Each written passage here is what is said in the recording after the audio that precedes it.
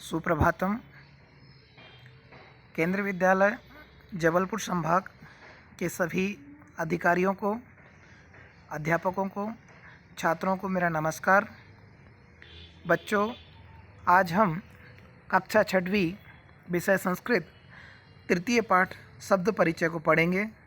इस तृतीय पाठ शब्द परिचय में आकारांत नपुंसकलिंग शब्दों का परिचय कराया गया है। सबसे पहले मैं पाठ शुरू करने से पहले आकारांत नपुंसकलिंग शब्दों का अर्थ बताना चाहता हूँ। आकार यानी अ, यानी जो लघु आ वर्ण है वो जिस शब्द के अंत में आता है वो हो जाता है आकार।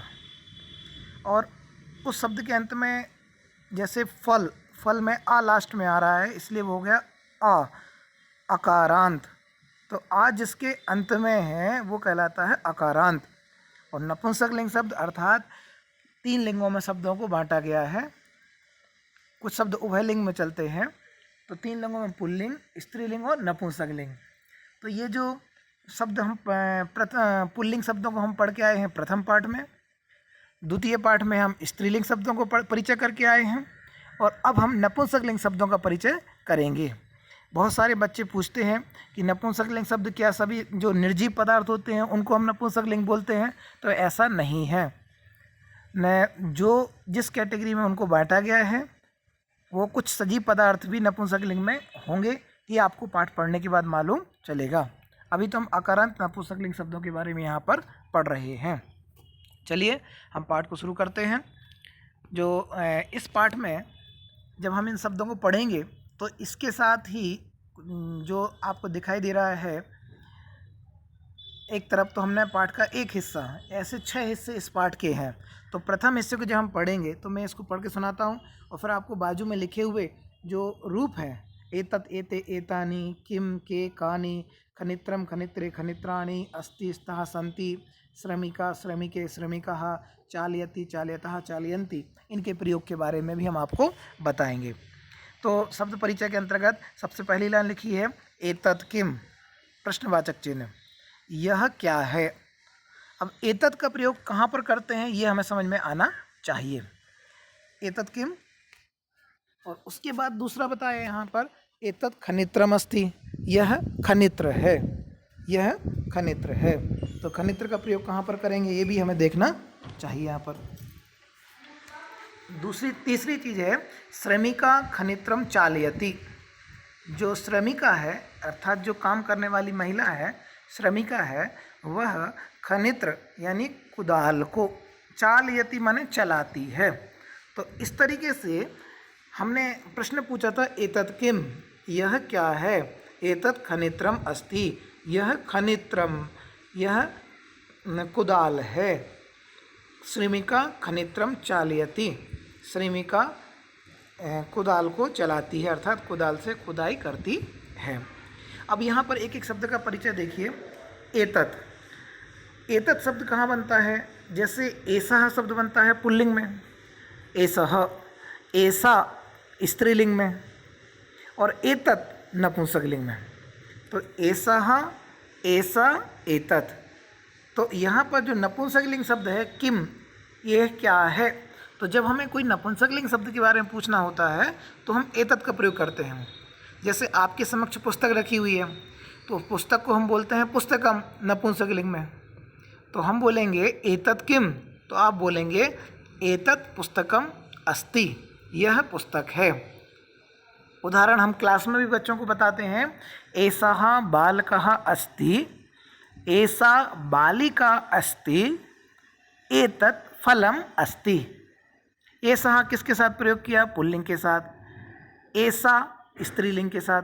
उसी प्रकार एतत् नपुंसकलिंग के साथ। अब एतत् के ये तो एक वचन में हुआ, द्विवचन बहुवचन में क्या बनेगा? तो एते द्विवचन में और एतानि बहुवचन में। तो बनेगा, एक बार रूप बना दें, ये सर्वनाम पद है। एतत् एते एतानि, एतत् फलम अस्ति, एते फले स्तः, एतानि फलानि सन्ति। ठीक है ना। प्रश्न पूछते समय जो प्रश्नवाचक सर्वनाम होते हैं वहाँ हम प्रयोग करते हैं। अगर एक चीज़ के बारे में पूछना है तो किम, और द्विवचन के बारे में पूछेंगे तो के, और बहुत सारे चीज़ों के बारे में पूछेंगे तो कानी। एतत् किम, एते के, एतानी कानी। आप घर पे भी इन प्रश्नों को बनाने का अभ्यास कर सकते हैं, तभी आप सीख पाएंगे। संस्कृत तो भाषा है, बोलने से सीखते हैं, तो तभी सीख पाएंगे। अब देखिए एतत् के रूप खनित्रम, खनित्रम नपुंसकलिंग में उनके अंत में अम आ रहा है, अकारांत है।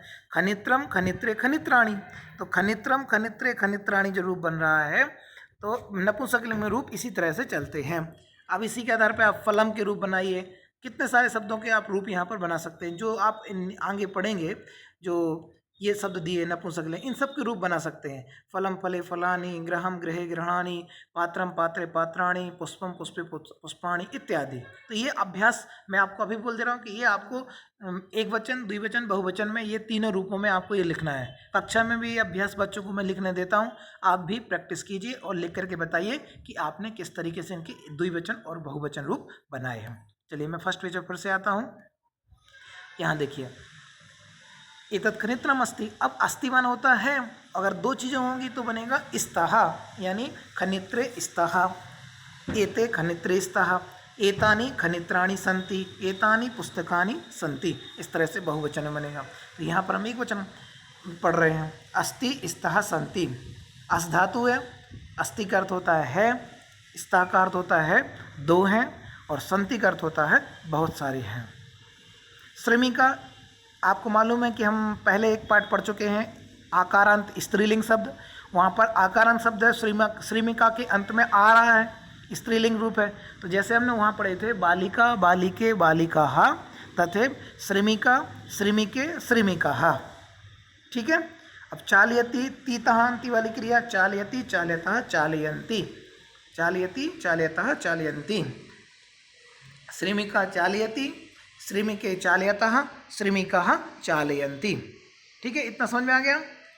आगे चले एक वचन। अब ये एक बात और समझ लीजिए कि यहाँ पर एतत् का प्रयोग किया है, एतत् समीपवर्ती चीज के लिए प्रयोग किया जाता है, और हम आगे चल रहे हैं तो हमें दिखाई देगा तत्। और तत् जब कोई दूरवर्ती चीज को पूछते हैं, तत् किम, वह क्या है, तब हम प्रयोग करते हैं तत्। और जब हमें पूछना हो एतत् किम, तो इसका अर्थ होता है ये पास में कौन सी चीज है। बच्चों समझ में आ रहा है ना। एतत् का प्रयोग कब करना है, जब हम कोई पासवर्ती समीपवर्ती चीज को बोलेंगे तो बोलेंगे एतत् किम, और जब किसी दूरवर्ती चीज को पूछेंगे तो हम बोलेंगे तत् किम। तो वहाँ हमें इस बात का ध्यान रखना है। प्रश्न पूछते नपुंसक लिंग सर्वनाम शब्द है, तत् ते तानि, एतत् एते एतानि। अब दूरवर्ती चीज, तत् किम, वह क्या है, तत् विश्राम गृहम अस्ति, वह विश्राम घर है, यानी कि रेस्ट हाउस है, ठीक है। तत् विश्राम गृहम अस्ति।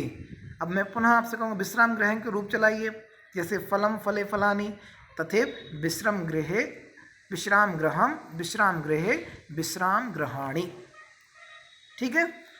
किम अत्र भित्तिकम अस्ति, किम अब बाकी के शुरू में आ गया, इसका अर्थ हो गया क्या, क्या। अत्र, अत्र एक अव्यय पद है, अव्यय पद है, और अत्र का हिंदी अर्थ होता है यहाँ पर।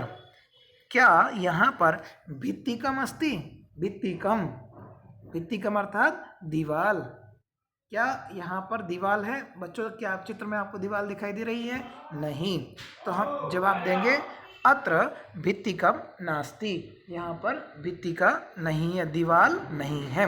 भित्तिकम भित्तिके भित्तिकानि, नपुंसक लिंग के रूप तत् ते तानि, उसी प्रकार एतत् एते एतानि, और यहाँ पर भित्तिकम भित्तिके भित्तिकानि, यहाँ पर भी ऐसे ही रूप बनते हैं।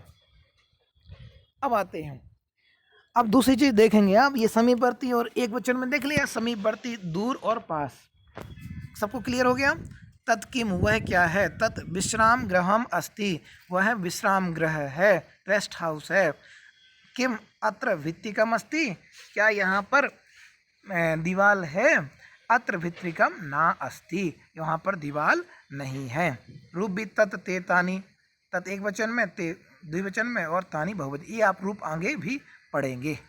किम के कानि, विश्राम गृहम विश्राम गृहे विश्राम गृहाणि, भित्तिकम भित्तिके भित्तिकानि इत्यादि। अब आइए एते के।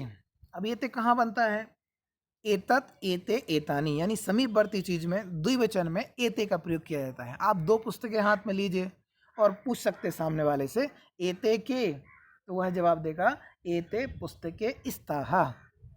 बच्चों क्रिया का भी ध्यान रखना है कि क्रिया भी द्विवचन की प्रयोग होना चाहिए। देखो यहाँ पर स्तः दिखाई दे रहा है ना, तो उसी प्रकार हमें भी एक वचन में अस्ति, द्विवचन में स्तः का प्रयोग करना है। एतत् एते एतानि, समझ में आया? तो यहाँ पर हम किन को पढ़ रहे हैं? द्विवचन को। तो द्विवचन शब्द देखिए सभी, एते के अंगुली के रचितः, एते अंगुली के स्तः, ये दोनों अंगूठियाँ हैं। ये दोनों क्या हैं? अंगूठियाँ हैं। अंगुली कम होने होता है अंगूठी, और दो अंगूठी होंगे तो क्या होगा? अंगुली के। और द्विवचन में क्या बनता है? स्तः, एते अंगुली के स्तः। कभी कभी ऐसा प्रश्न भी आ जाता है कि इसी वाक्य को आप एक वचन में चेंज कीजिए, परिवर्तित कीजिए।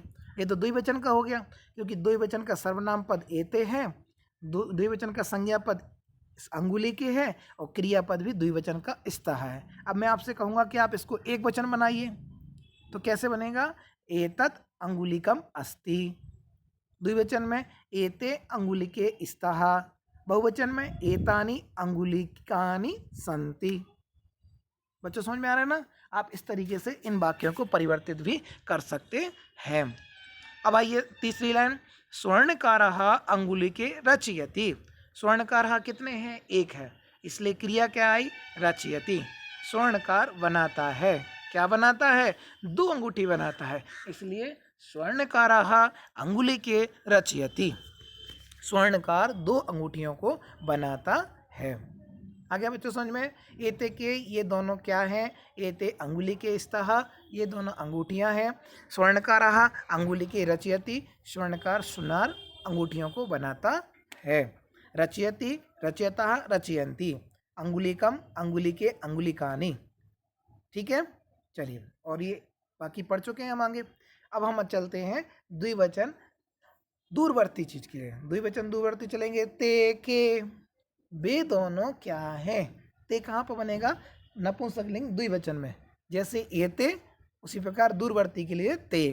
तो प्रश्न फिर पूछा, ते के, ते वस्याने स्तः, वे दोनों वस्यान हैं। फिर से आपसे पूछूं कि इसी वाक्य को एक वचन में बनाइए। बहुत अच्छा, तो क्या बनेगा? तत् वस्यानम अस्ति, ते वस्याने स्तः, तानि वस्यानानि सन्ति। बन गया ना? ऐसी प्रैक्टिस आपको हर वाक्य को बनाते समय करना। जो एक वचन में दिया उसको द्विवचन बहुवचन बनाइए, जो द्विवचन में दिया है उसको एक वचन बहुवचन में बनाइए, जो बहुवचन में दिया है उसको एक वचन द्विवचन में बनाइए। तो आपका निश्चित रूप से संस्कृत आपकी बहुत ही सुदृढ़ हो जाएगी, बोलने का अभ्यास बहुत हो जाएगा, और आप वाक्यों को आसानी से समझ सकेंगे। ते वस्याने कुत्र गच्छतः, वे दोनों वस्यान कुत्र यानी कहाँ पर, यह एक अव्यय पद है। प्रश्न पूछा कुत्र यानी कहाँ पर, गच्छतः वे दोनों वस्यान कहाँ पर जा रही हैं? ते रेल स्थानकम गच्छतः, वो रेल स्थान को जा रही हैं। बच्चों रेल स्थान का अर्थ क्या होता है? रेल स्थान माने जहाँ पर रेल रुकती है। कहाँ रुकती है? Railway station.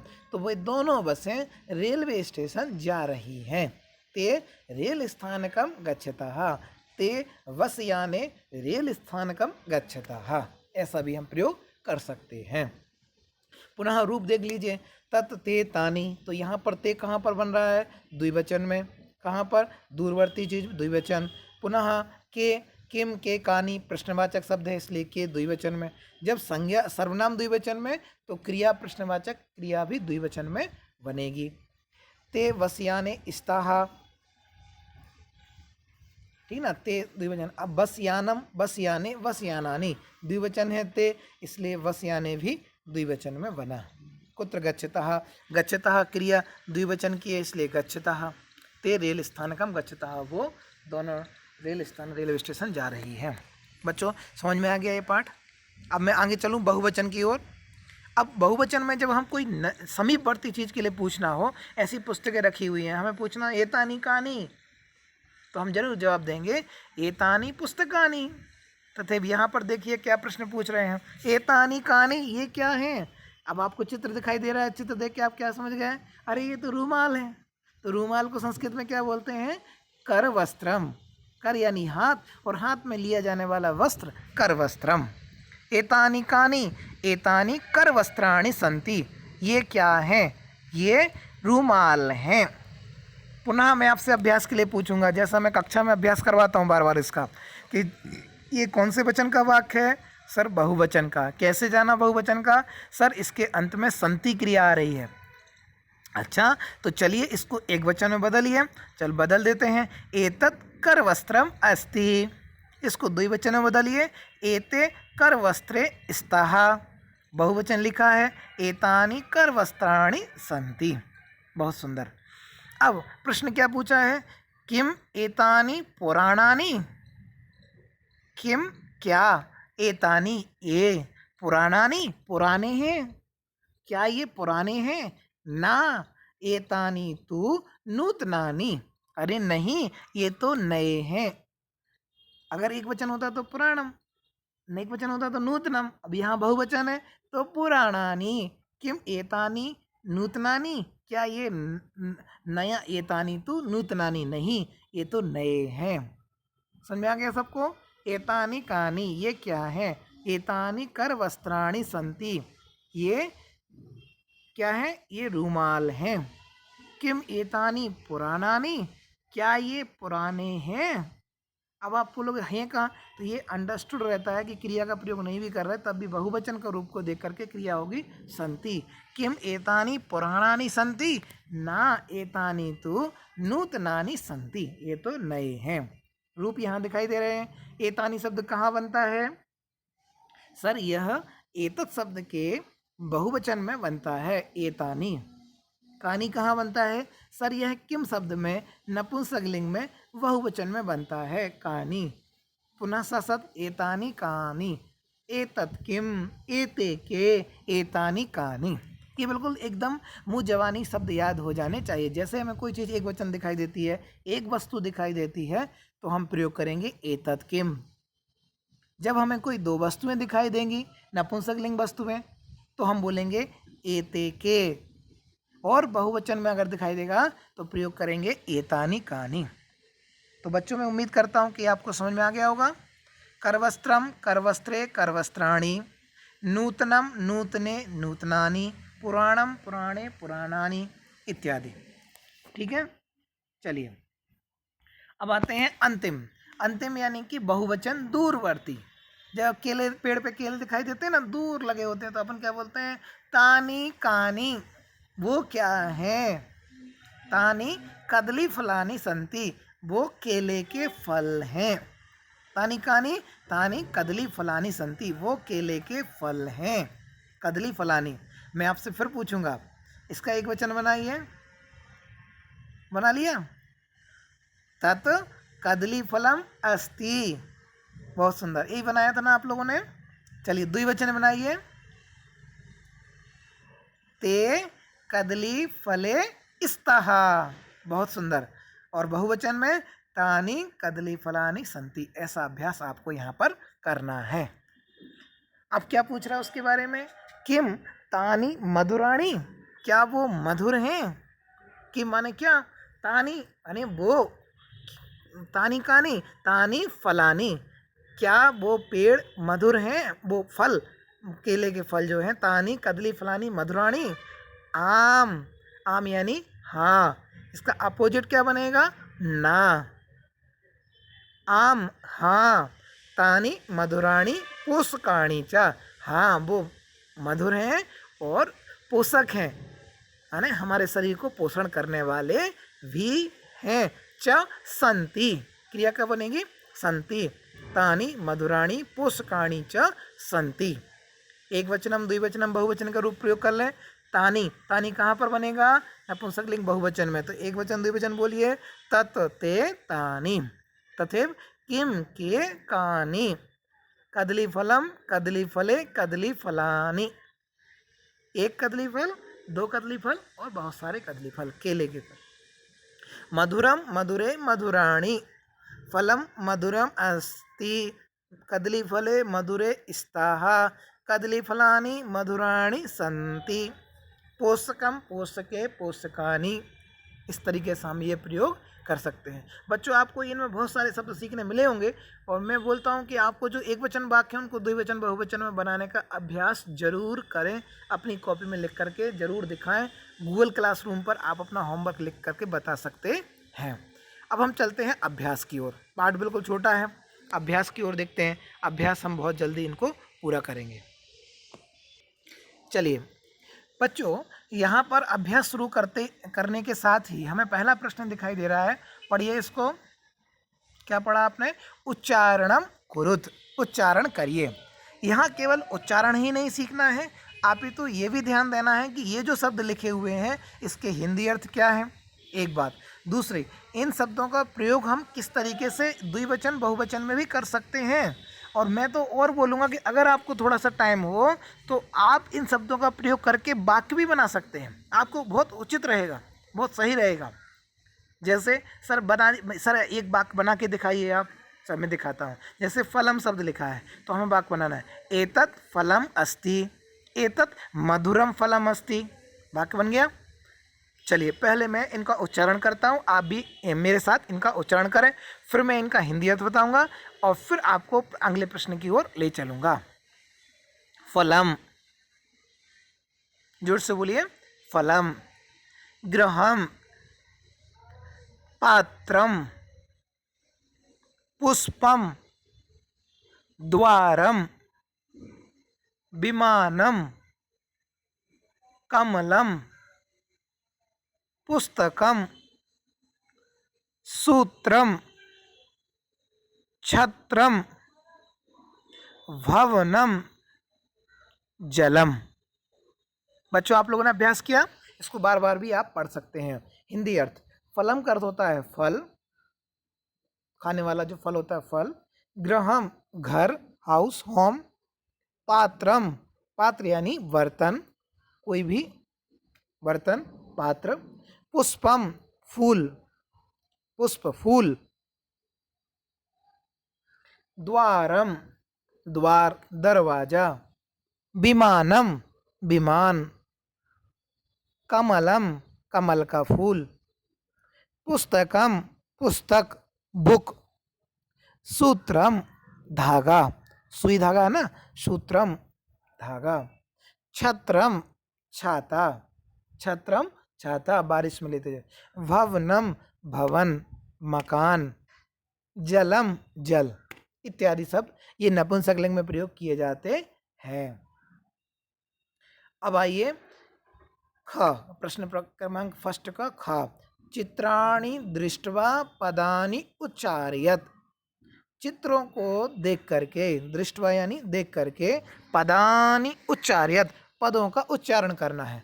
पुनः मैंने जो पहले प्रश्न में कहा था वही मैं यहाँ कहूँगा कि शब्दों को देखिए, समझिए, वाक्य बनाइए। देखिए, समझिए, वाक्य बनाइए। कैसे वाक्य? एक वचन, द्विवचन, बहुवचन में। जैसे पर्णम, तो आप चित्र देख के समझ गए, पत्ता, पर्णम। क्रीणकम, क्रीणकम, खिलौना, क्रीणकम, खिलौना। नारिकेलम, नारिकेलम, नारियल। संगणकम, क्या बोला हमने? संगणकम, संगणकम, कंप्यूटर। वातायनम, वातायनम, खिड़की। सोपानम, सोपानम, सीढ़ियाँ, स्टेयर्स। उद्यानम, उद्यानम, उद्यानम यानी गार्डन, बगीचा। उपनेत्रम, उपनेत्रम यानी चश्मा। कंतकम, कंतकम यानी कंघी, इत्यादि शब्द हो गए।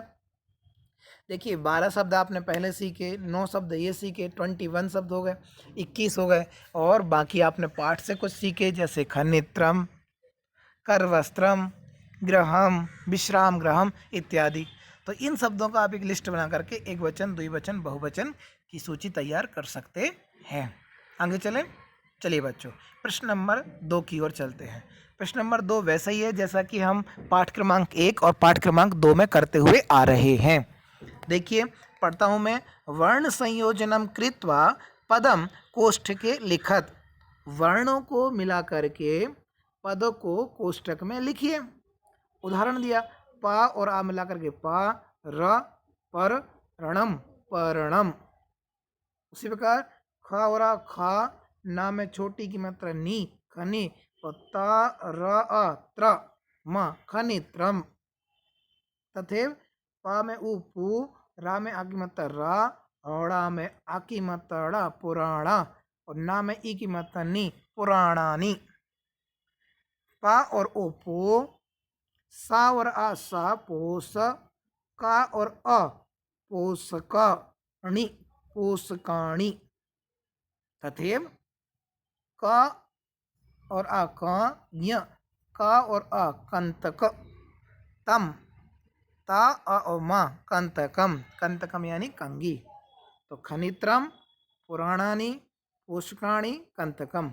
इनको ध्यान रखिए कि इन शब्दों को जो भी, जैसे किसी शब्द के बाद यदि स्वर का प्रयोग किया गया है तो वो स्वर उस व्यंजन में मिलकर के पूर्ण शब्द बन जाता है, पूर्ण वर्ण बन जाता है। उसी प्रकार ना में छोटी की मात्रा लगाना है तो ना और ई नी, तद इस तरीके से हम इनको वर्ण संयोजन करके आसानी से वाक्यों को लिख सकते हैं। जहाँ पर व्यंजन के बाद स्वर का प्रयोग ना किया जाए तो शुद्ध व्यंजन अपने आप में माने आधा ही व्यंजन वो निर्मित रहता है। चलिए अब आते हैं प्रश्न क्रमांक 2 के खा की ओर। अधोलिखिता नाम पदा नाम वर्ण विच्छेदम कुरुत। उससे जस्ट अपोजिट है कि नीचे लिखे हुए पदों का वर्ण विच्छेद कीजिए। उदाहरण दिया, व्यजनम आधा वा, या में आ मिला हुआ है, जा में आ मिला हुआ है, ना में आ मिला हुआ है, और माँ अधूरा है। व्यजनम। तथेव यहाँ से देखिए शब्द पा में छोटी की मात्रा पू, तो पा उ, आधा सा इसलिए शा लिख दिया। फिर ता में आ है तो पुस्त, का में आ है का, और माँ हलंत पुस्तकम। तथेव भा छोटी की भी, डबल ता तो ता छोटी ती भित्ति, क और आ माँ कम भित्ति कम। तथेव ना और बड़ी उ की मात्रा नू, ता और आ नूत, ना और बड़ा आ दीर्घ आ नूतना, ना में छोटी की मात्रा नी नूतनानी। तो कितना आसान है, जैसा शब्द देख रहे हैं वैसा ही करते जाइए। यहाँ पर दिखाई दे रहा है वा में बड़ा आ लगा हुआ है तो वा और आ वा, ता और बड़ा आ ता वाता, या और आ या, ना और आ ना वातायन, और माँ में हलन वातायनम खिड़की। उपनेत्रम उ, ये उ शुद्ध स्वर शब्द है, सॉरी स्वर वर्ण है, और स्वर वर्ण के लिए किसी व्यंजन वर्ण की आवश्यकता नहीं होती है। इसलिए उ, पा में आ उप, ना में ए की मात्रा ने, ता और र त्र, और आ त्रा, मा उपनेत्रम। इस तरीके से यह दूसरा प्रश्न भी हो गया। आप स्क्रीन को रोक करके इन प्रश्नों को अपनी कॉपी में भी हल कर सकते हैं, और अनेक शब्द अपने मन से लेकर के, अपने दोस्तों के नाम लेकर के आप इस तरीके से वर्ण विच्छेद भी उनका कर सकते हैं। ये अभ्यास आप बना के रखिए। और मैं तो ये बोलता हूँ कि आप इन शब्दों को जो में ये लिखे हुए हैं, फलम ग्रहम पात्रम, इन शब्दों का वर्ण विच्छेद कीजिए। मैं क्लास में इन अभ्यास कराता हूँ तो इन शब्दों का वर्ण विच्छेद करने के लिए मैं देता रहता हूँ। तो बच्चे क्या होता है, शब्दों को सीखते हैं और वर्ण विच्छेद भी सीख जाते हैं। तो मैं चाहता हूँ कि आप भी इन शब्दों का वर्ण विच्छेद करना जरूर जारी रखें और मुझे बताएं कि आपने होमवर्क पूरा किया है। प्रश्न क्रमांक 3 की ओर चलते हैं। देखिए प्रश्न क्रमांक 3 में कुछ चित्र बने हुए हैं और वो उम्मीद रख रहे हैं कि आप इस चित्र को देख करके उसके नीचे उनके नाम लिखिए। पहले आपको क्या दिखा रहा है, आम का फल, इसलिए हमने लिख दिया आम्रम। दूसरे चित्र में पत्ता दिखाई दे रहा है, हम पढ़ के आए हैं पत्रम अथवा पर्णम, दोनों ही सही है। तीसरा है पंखा, पंखा को बोलते हैं संस्कृत में व्यजनम। ये सभी आपको नपुंसकलिंग शब्द दिखाई दे रहे हैं। फिर रूमाल दिखाई दे रहा है करवस्त्रम। फिर आपको धागा दिखाई दे रहा है सूत्रम। फिर आपको छाता दिखाई दे रहा है छत्रम।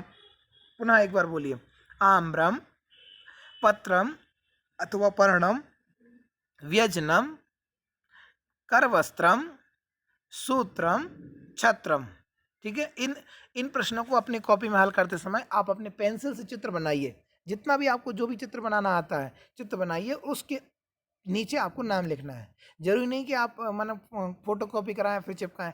आपको जो भी चित्र बन रहा है आप उस चित्र को बना करके उसके नीचे उनका नाम लिख सकते हैं। और आसपास देखिए कि आपको और कौन से नपुंसकलिंग शब्द दिखाई दे रहे हैं, उनके चित्र अपने अभ्यास के रूप में अपनी कॉपी में लिख सकते हैं। चलिए प्रश्न क्रमांक 4 की ओर चलते हैं। प्रश्न क्रमांक 4 क्या कहता है? चित्रम दृष्टवा उत्तरम लिखत। चित्रों को देख करके उत्तर लिखना है। तो जब हम चित्रों को देखेंगे तो आपको यहाँ पर दिखाई देगा, मैं आपको चित्र दिखा देता हूँ। तो आपको चित्र दिखाई देगा, देखिए आपको ये चित्र दिखाई दे रहा है। चित्रम दृष्टवा उत्तरम लिखत, चित्र देख करके उत्तर लिखिए। किम पतति, क्या गिर रहा है? तो क्या दिखाई दे रहा है आपको? आम्र गिरते हुए। तो फल गिर रहा है तो हम लिखेंगे फलम पतति। किम पतति? फलम पतति। अब दूसरे चित्र में देखिए, दो मयूर हैं, दोनों नाच रहे हैं। तो मयूरम मयूरौ किम कुरुताः। देखिए वहाँ पर फल एक था इसलिए ती लगा, और यहाँ पर दो मयूर हैं इसलिए क्रिया में लास्ट में क्या लग रहा है? तः। और बहुवचन होता तो क्या लगता? अंति। ती तः अंति। बोलिए एक बार सभी, ती तः अंति। एक वचन में ती, द्विवचन में तः और बहुवचन में अंति। मयूरम किम मयूरौ किम कुरुताः, मयूरौ नृत्यताः। अभी मैं आपके इसके उत्तर लिखे हुए दिखाऊंगा, पहले अभ्यास कर लीजिए।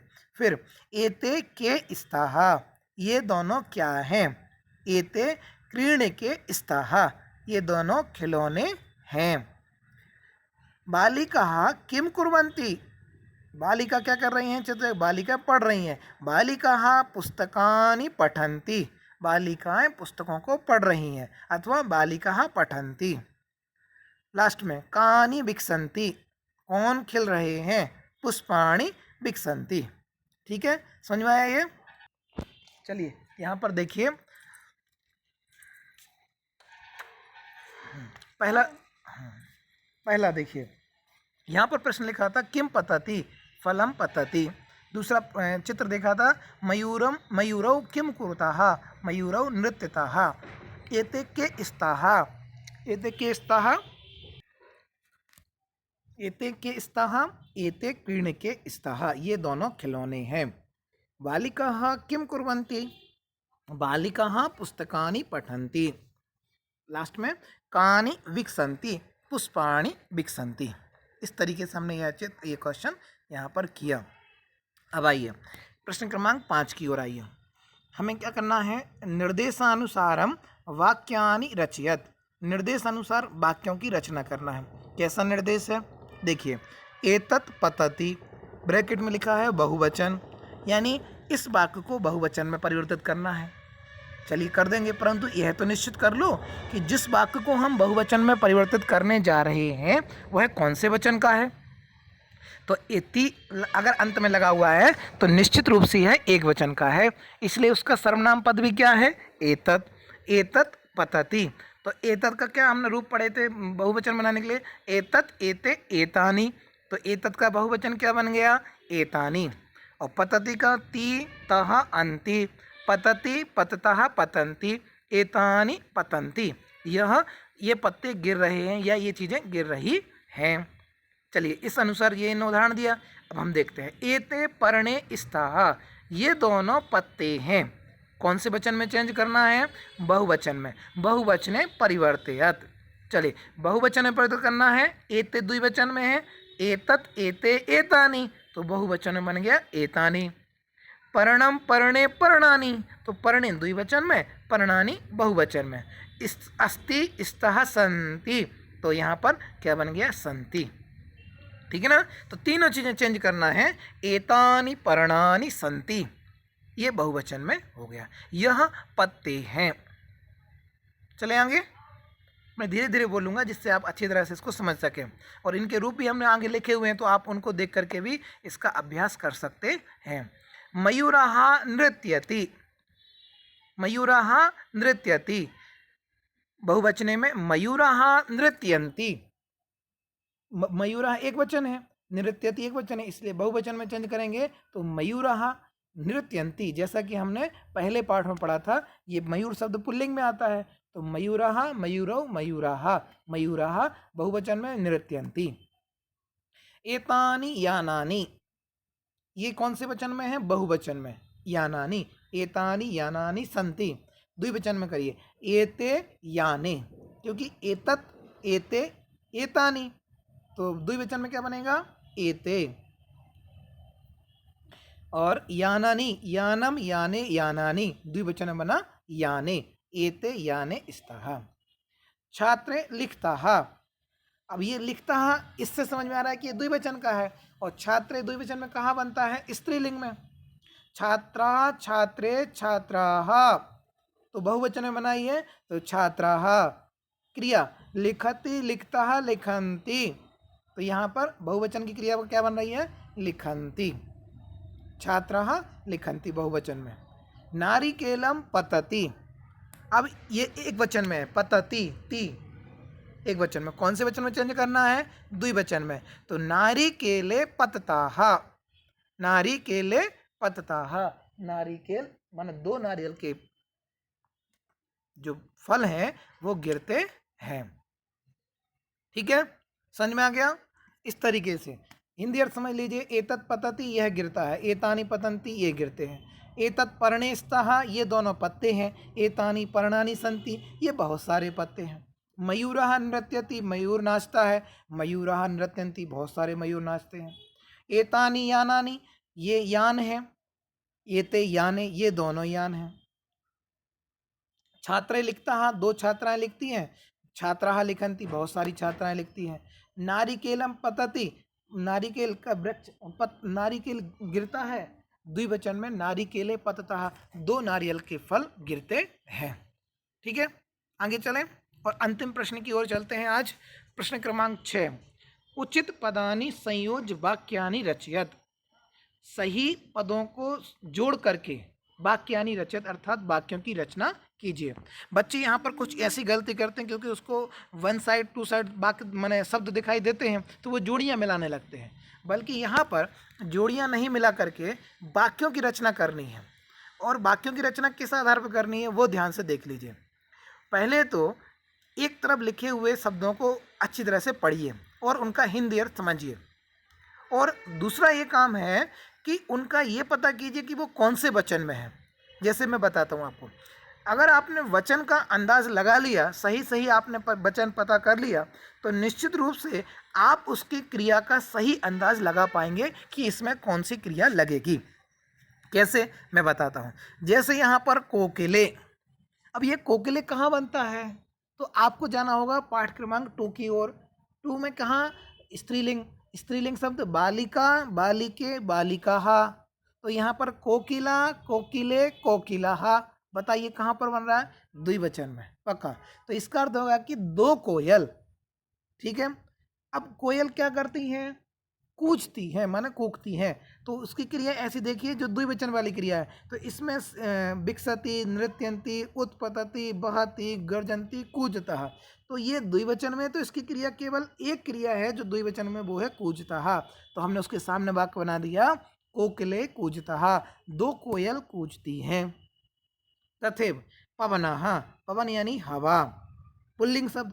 अब पवन एक वचन वाली क्रिया है, तो एक वचन वाला पद है, तो उसकी क्रिया भी एक वचन में प्रयोग होगी। तो पवन क्या कहती है? नाच। अपनी एक वचन वाली जितनी भी क्रिया उनको देखिए, तो एक वचन वाली अपने पास 3 क्रिया है, विकसति, उत्पतति, बहति। तो हम यहाँ पर क्या करेंगे? पवन तो क्या कहती है? बहती है, इसलिए पवनः बहति, हवा चलती है, हवा बहती है। पुष्पम, फूल खिलते हैं।